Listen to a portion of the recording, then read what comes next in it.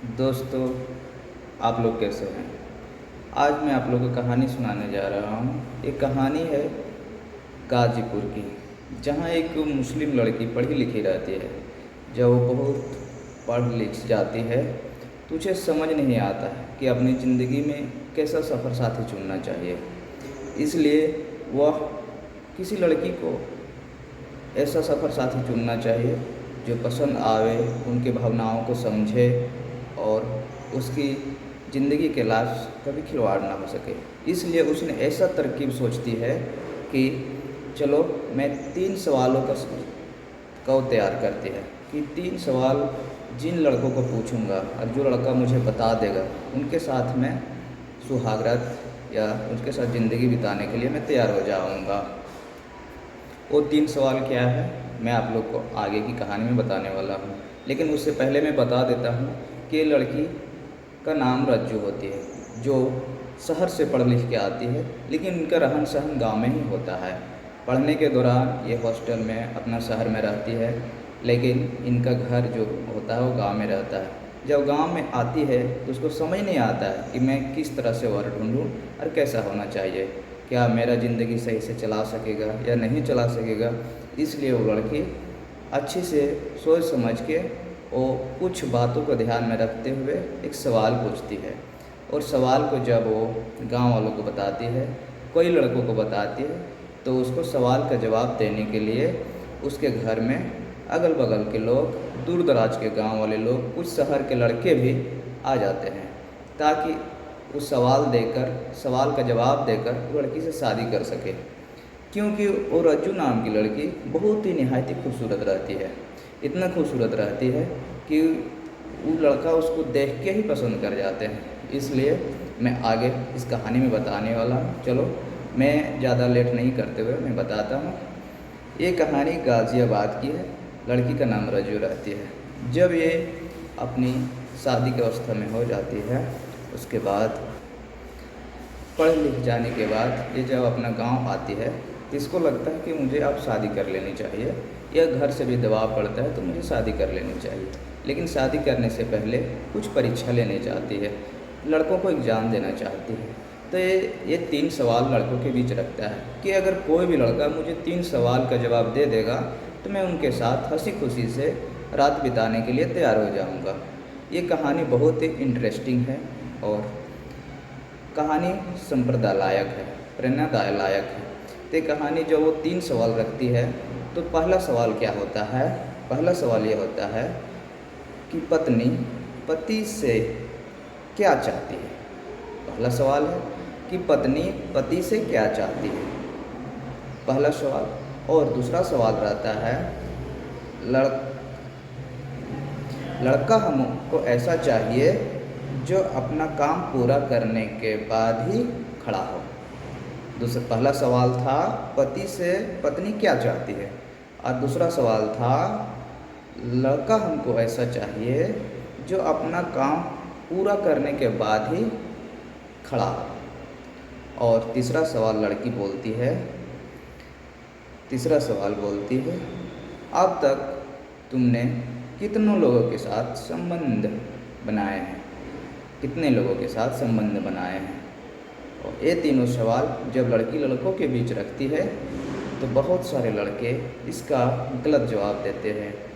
गलत संबंध पहला सवाल में जब बोलते हैं कि तुमने कितने लोगों के साथ संबंध बनाए हैं, तो लड़के इसको कुछ और दिमाग से सोचने लगते हैं। कोई जवाब देते हैं 3 लोगों से संबंध बनाएं, कोई बोलता है 4 लोगों से बनाएं, कोई बोलता है 1 लोगों से संबंध बनाएं।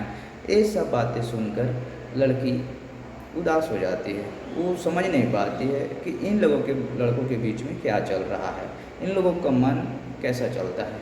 इसलिए वो निराश होकर उन लड़कों को लौटा देती है, बोलती है कि मुझे तुम लोग का आंसर में, तुम्हारे सवाल के जवाब में मुझे संतुष्टि नहीं मिली है, इसलिए मैं फिर सोचूंगी।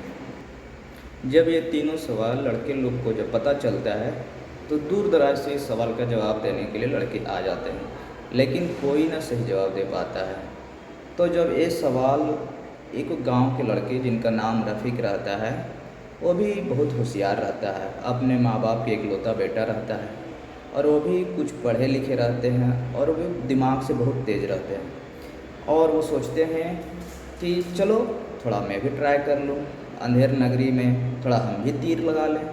तो वो चले जाते हैं लड़की के पास। बोलता है, इतनी नहायत ही खूबसूरत होने के कारण मैं तुम्हें ये मंशा से नहीं आया हूँ तुम्हारे पास कि मैं तुम्हारे साथ रात बितानी है या तुम्हारे साथ गलत ढंग से पेश आनी है।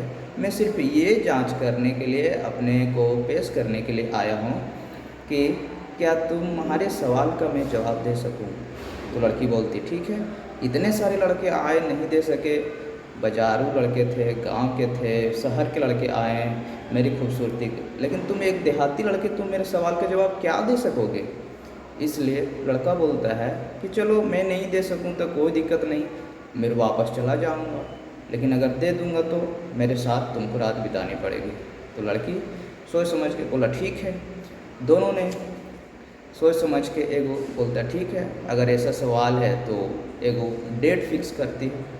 डेट फिक्स करने के बाद इन लोगों ने एक रूम फिक्स करता है कि या तो तुम मुझे घर पे बुला लो या कहीं होटल पर, वहीं सवाल का जवाब होगा। तो लड़की ने एक रूम बुक करती है, और क्योंकि ये शहर में पढ़ी लिखी रहती है, भले ही गांव में रहती है, लेकिन इनका रहन सहन शहर में ही होता है, इसलिए इसको सब मालूम होता है कि कहाँ क्या होता है।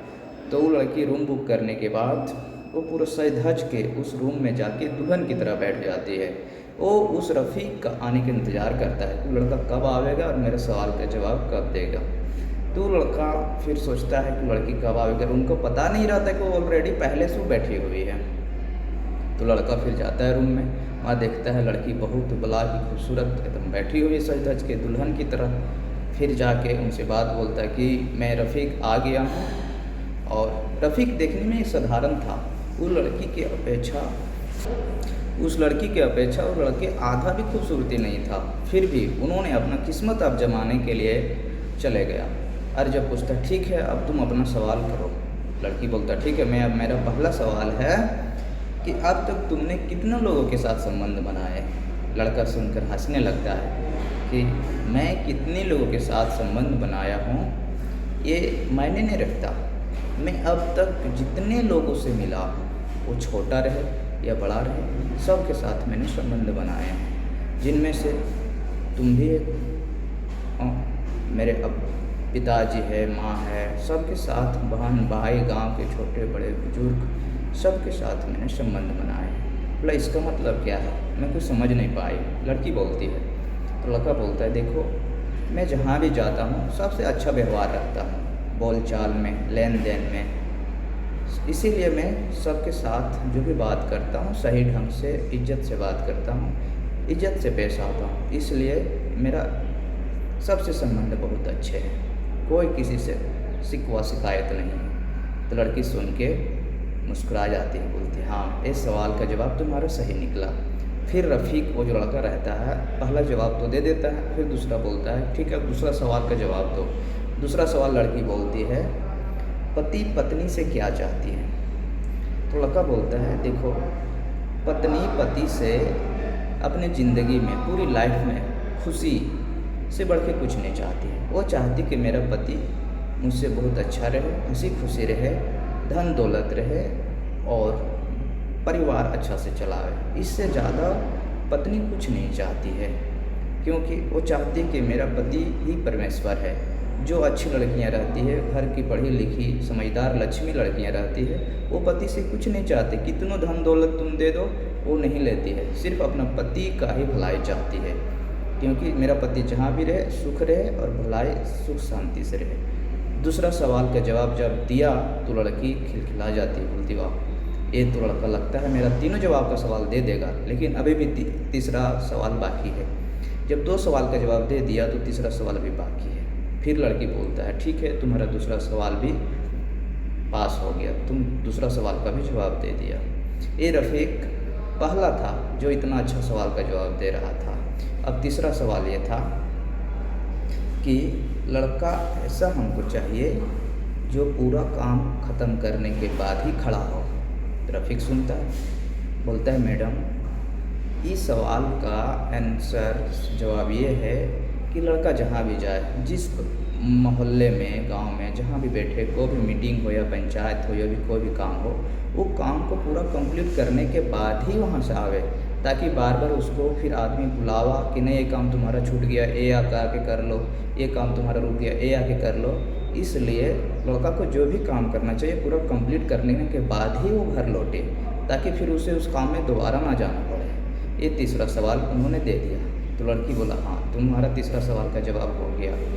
तीसरा सवाल का जवाब देने के बाद लड़की बोली कि तुम्हारा तीसरा सवाल का जवाब भी सही है, अब तुम जो चाहो मेरे साथ कर सकते हो। तो लड़का मुस्कुरा जाता है, बोलता है मैडम जी ऐसी बात नहीं कि मैं तुम्हारे साथ सुहागरात या तुम्हारी खूबसूरती के लिए आया हूँ, मैं तुम्हारे सवालों का जवाब देने के लिए आया था, लेकिन मेरा सवाल का जवाब सही हो गया। इसका ये मतलब नहीं कि मैं तुम्हारे साथ संबंध बनाऊँ, तुम्हारी मान मर्यादाओं को ठेस पहुँचाऊँ। इसलिए मैं तुम्हारे साथ ऐसा कोई गलत काम नहीं करूँगा जो जीवन में तुमको दिक्कत परेशानी का सामना करना पड़े। तो लड़की मुस्कुरा जाती है, फिर बोलती है, लड़का बोलता है ठीक है मैं तुम्हारे साथ ज़िंदगी बिताऊँगा, लेकिन मेरा भी सवाल है, उस सवाल का अगर तुम जवाब दोगी तो मैं तुम्हारे भी सवाल का जवाब मैं तुम्हारे साथ ज़िंदगी बिताने के लिए तैयार हूँ। इस सवाल का जवाब मैं अगले एपिसोड में दूँगा। तब तक के लिए नमस्कार।